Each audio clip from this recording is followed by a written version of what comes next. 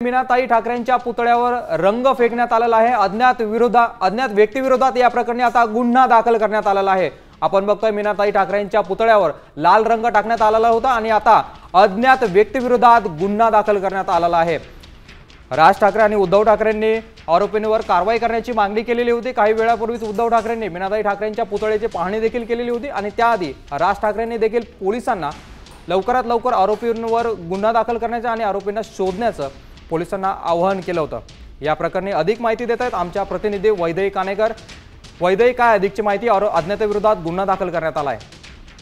नक्कीच आपण बघतो की स्वर्गीय मीनाताई ठाकरे यांच्या पुतळ्यावर रंग फेकल्यानंतर एक परिस्थिती काहीशी संवेदनशील झाली होती आणि या सगळ्या प्रकरणामध्ये शिवाजी पार्क पोलीस स्टेशनमध्ये अज्ञात व्यक्तीविरोधात गुन्हा दाखल करण्यात आलेला आहे। कलम 298 अंतर्गत अज्ञाताविरुद्ध जे आहे ते ही तक्रार दाखल करण्यात आलेली आहे।